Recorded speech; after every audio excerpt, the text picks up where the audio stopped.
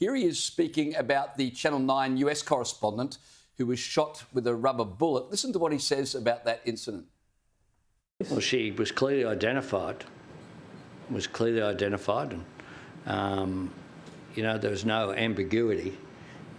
She wasn't, wearing a trackie. She was wearing a helmet, and something identified her as media. Really? Well, let's take a look at the vision. We all saw it yesterday. I just am surprised Anthony Albanese spoke about it without having seen it. She's wearing a helmet, as you can clearly see there, and she's got across her chest media. So she's clearly... Oh, hang on a second. She's neither wearing a helmet nor a vest that says media. Anthony Albanese is speaking about footage he clearly has not seen. I think this is just elbow jumping on the anti-Trump bandwagon.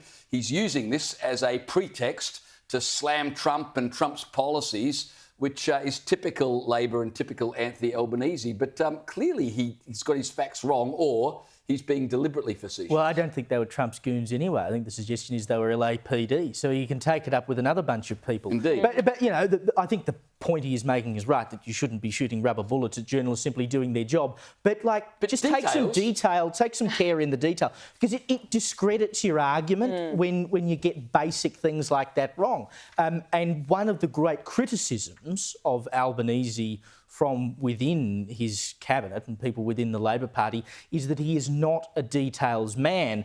Much like Donald Trump in some ways, he far favours truncated versions of detail, and for someone to explain it to him rather than to pore over documents and go to the nth degree on the details of things. And this would seem like an example of him missing those basic details. Yeah, exactly. Well, speaking of the LA riots, things are only escalating. 700 Marines and have now been deployed to Los Angeles, and they'll be joining the 2,000 National Guard that are already there. And the scenes on the streets are honestly shocking. Setting fires to cars, throwing bricks at police vans. I mean, that is tantamount to attempted murder.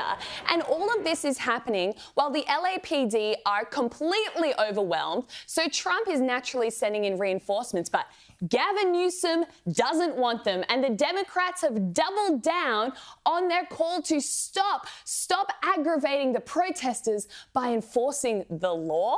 But the one Democrat that does seem to have their heads switched on is US Senator John Fetterman, who said rightfully he does unapologetically stand with free speech, but you lose the moral high ground when you refuse to condemn setting cars on fire, destroying buildings, and assaulting law enforcement. And he rightfully points out this is anarchy and true chaos. And that's exactly what it is. But it is genuinely shocking because sometimes it feels like we live in an alternate reality to the mainstream media, because we've all seen the images of the sheer chaos in LA, yet some in the media in the US think it's all happy dandy, just a bunch of peaceful protesters. Check this out. Large group of people. It could turn very volatile if you move law enforcement in there in the wrong way and turn what is just a bunch of people having fun watching cars burn into a massive confrontation and altercation between officers and demonstrators. That's what I do on the weekend. I'm just one of those people who watches cars burn for fun. This is honestly insane. It absolutely is. And I mean, that was just one example. Take a look at this. This is media reporting versus the reality we can all see with our own eyes. The LA County Police say that they have it under control. Carrying a flag is not illegal, as you know. These agents are the ones provoking protesters. We are having an administration that's targeting peaceful protests, people that are there to protest. The unrest is isolated. LA is home to millions of people, most of whom are having a normal day here on Sunday. Governor Newsom's right. There wasn't anything like a riot happening on Friday, Saturday. Of course, not everybody understands what the media are talking about when they're talking about Trump deporting illegals. Here's this woman. I heard Donald Trump is sending all of the illegals out of the country.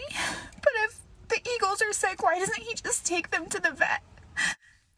I love it. But the Democrats are really... That's a joke, by the way, in case anyone didn't pick up on it. That was parody.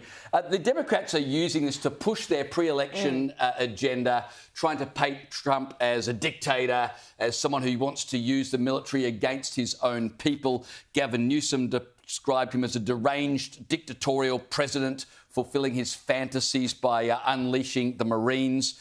Democrat Senator Seth Moulton said this is exactly what Trump wanted, to turn the military against the American people. Bernie Sanders has described Donald Trump as a wannabe dictator.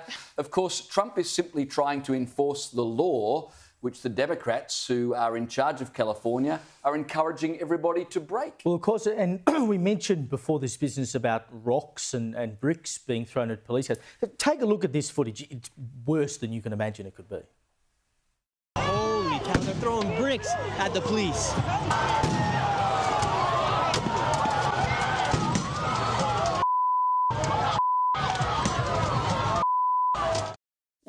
You know, that's what happens in the United States now when you try to enforce the law. I suspect many of the people there, probably a bit like that joke we showed you about the illegals, that's probably the greatest understanding of what all of this is about. They're just there to, ironically, actually have some fun because for some reason or another, they think that's the way to behave in Trump's America. He's so bad, the orange man bad, that it justifies us doing all this sort of stuff. It is just disgusting.